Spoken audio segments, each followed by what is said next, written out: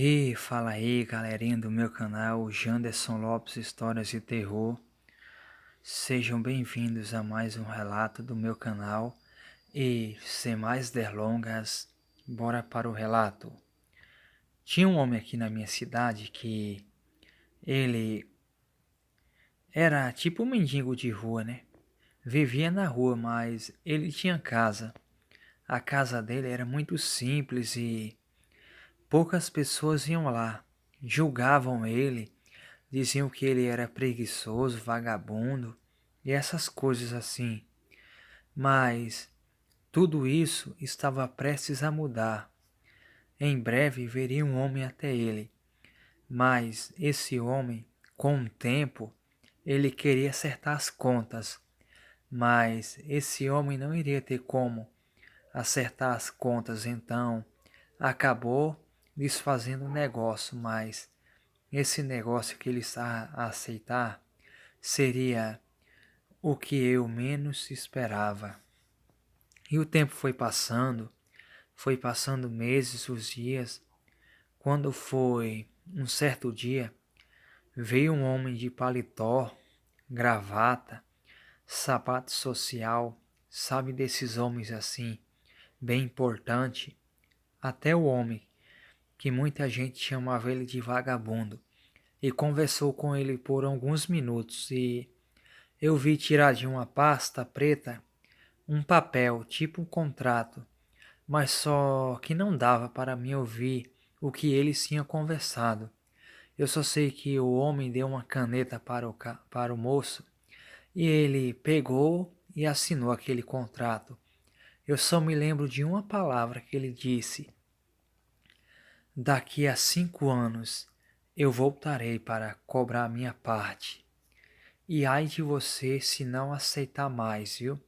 Irá acontecer uma coisa terrível com você. Eu pensei comigo mesmo que essa história de dizer que ia acontecer uma coisa terrível com ele, pensei que era outro tipo de coisa, que dava para se cobrar, tipo assim, armado ou etc. Mas ia ser coisa pior do que eu estava imaginando, hein? E o tempo passou, foi passando os anos, os meses, os dias. Quando completou 4 anos e meio, aquele homem chegou até nós, bem-sucedido, de carro, de moto, casa nova. Eu estava até estranhando, pois ultimamente ele vivia na rua, pedindo o prato de comida a um, a outro e levando xingamentos na cara. E de uma hora para outra, ele aparece bem de vida, com muito dinheiro no bolso, saía para a festa, comprava as melhores bebidas, os melhores vinhos daquela época, daquele tempo, e de coisa boa a melhor. Todo dia tinha festa na casa dele, era churrasco e muito mais, mas ele chegou até mim e disse: sabe, eu estou preocupado. Eu perguntei: por que você está preocupado? Você está bem de vida, está com dinheiro, está com saúde. Ele falou: estou com saúde, mas a minha alma não está em paz. Eu acabei vendendo a minha alma. Eu parei, pensei e olhei para eles. Vendeu sua alma? Por quanto? Quanto vale uma alma de uma pessoa? Ainda mais se você vendeu para uma pessoa errada. Ele olhou para mim com os olhos cheios de lágrimas e disse: É, eu vendi para uma pessoa errada. Não deveria ter fechado aquele maldito negócio. Agora eu sei o que vai me acontecer daqui para frente. Ele não falou mais nada para mim, mas também eu não toquei mais no assunto.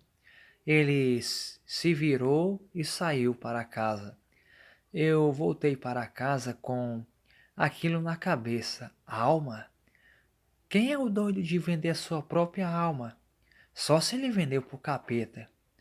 Mas a esse ponto eu já estava chegando muito longe, mas não era muito longe.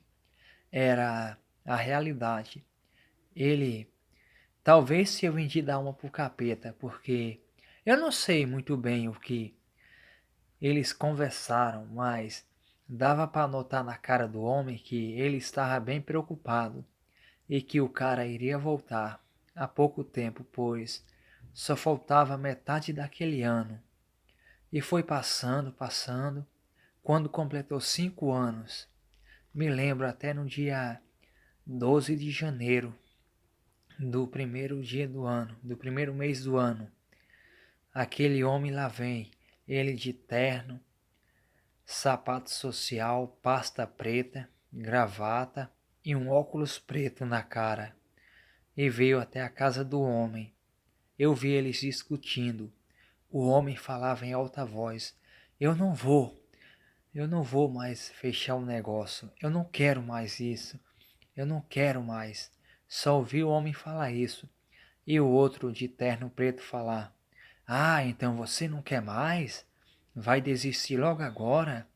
Eu te di dinheiro, eu te di poder, eu di tudo o que você queria e tudo que você me pediu daquela vez. Agora quer dar para trás? Não é assim, desse jeito. Tome muito cuidado, pois coisa ruim vai acontecer com você, viu? E ele falava: eu não vou, eu quero desistir, eu quero desistir. Ele falou: vai desistir?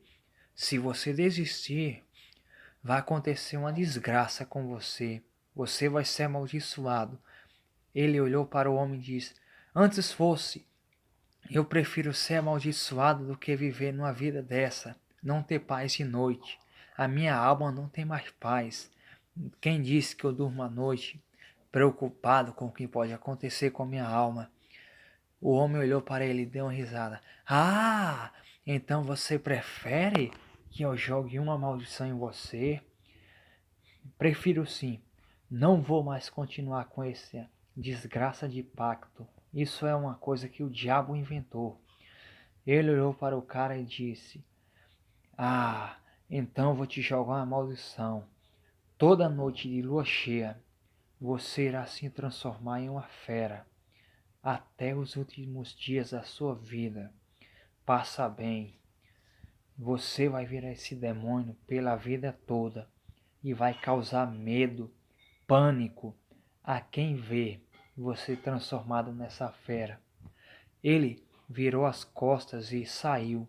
O homem estava desesperado, pois não era qualquer maldição que ele tinha jogado. Ele tinha profetizado que ele ia virar um demônio, um lobisomem que nem os pessoal mais velho daquele tempo falava. Ele ficou desesperado, doido, andando de um lado para o outro. Mas eu não queria preocupar mais ainda ele, né?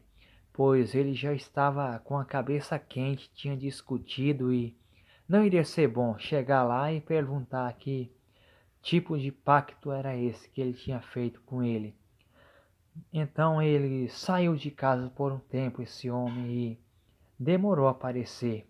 Demorou mesmo, demorou mais ou menos uns 3 meses. Eu achei até que ele tinha mudado de cidade, até que um certo dia ele veio para casa, mas veio estranho, né? Roupas sujas, todo rasgado, todo ferido, parecia que tinha apanhado muito, mas eu não quis perguntar, já era curiosidade demais no meu ponto, né?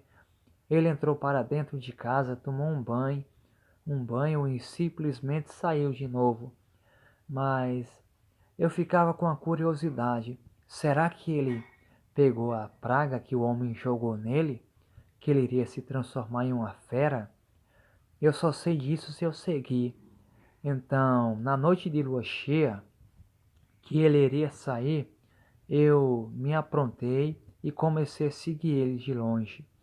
Ele andava rápido, parecia ter pressa para onde ele ia, mas eu mal sabia o que eu ia ver naquela noite. Bom, eu fui andando, andando. Pensei que ele iria ficar em uma rua clara, na claridão. Ele entrou em uma mata que tinha atrás de um cemitério, escuro que só, e andou uns metros e ficou parado. E começou a rolar no chão e sentir muita dor, como se estivesse assim, sentindo muita dor ou passando mal, como se fosse uma pessoa se contorcendo de dor no chão. Ele gritava, rolava de um canto para outro, de um lado para outro, dava gritos que gelavam até a minha espinha dorsal. Eu estava paralisado de medo, pois nunca tinha visto aquilo na minha vida. Mas de uma hora para outra o homem começou a tomar outra forma. Ele foi se transformando em uma fera. Seus dentes foram mudando para presas. Sua pele foi ficando peluda, toda coberta de pelo preto, e a sua cara, a sua fisionomia foi mudando para uma cara demoníaca. Era isso aí, galera. Eu estava vendo um lobisomem na minha frente. Eu fiquei ali paralisado, mas lembrei que era melhor correr. Então, com um pouco de coragem que eu tinha, me postei logo a correr. Corri tanto que quase passava direto da minha casa. Cheguei em casa, abri a porta rapidamente até caindo dentro de casa e tranquei também rapidamente todas as janelas. Mas não demorou muito para eu escutar os uivos e os rosnados lá fora. Os cachorros lutavam contra aquele bicho, mas a força daquilo era tão grande que jogava os cachorros longe. Eu olhando da janela, com a minha casa toda apagada, eu tremendo de medo, pois se aquele bicho entrasse dentro de casa, eu iria morrer, que eu não acostumava a usar armas, a atirar, e muito menos a ter armas dentro de casa. Então, só iria facilitar o trabalho da fera. Mas ele não veio me incomodar naquela noite. Ficou dando uivos e rosnados ao redor da minha casa, mas nada mais isso. Ele não forçou a entrada e não fez nada. Ficou ali pelo menos umas 2 horas. Depois virou em direção à rua no escuro e correu.